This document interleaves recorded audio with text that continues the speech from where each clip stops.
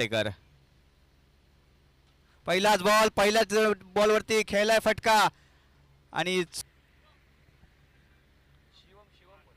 शिवम पहिला चेंडू आणि त्या ठिकाणी पाहायचं झालं तर किती धावा मिळतील मात्र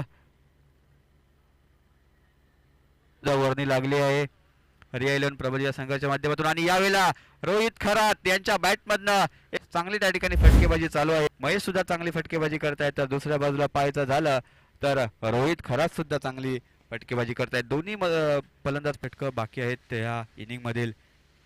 यावेळेला आणखीन एक मोठा फटका मारण्याचा प्रयत्न झाला होता मात्र डिक्लेअर स्वरूपात. शिवम चांगले गोलंदाज आहेत आणि यावेळेला अक्कू टप्प्याचा बॉल त्याच्यावरती चढवलाय प्रहार आणि चेंडू 27 धावा त्या ठिकाणी झाल्या आहेत.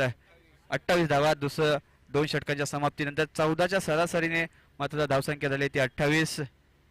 रोहित याला पाहिजे हे मात्र लक्षात आहे आदित्य यांच्या.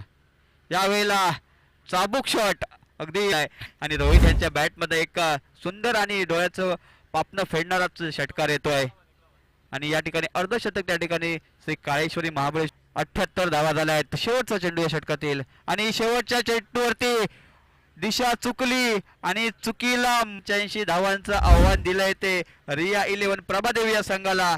सुंदर फटकेबाजी 85 धावांचं आव्हान दिलंय. रोहित खरात यांनी सुद्धा चांगली फलंदाजी केली.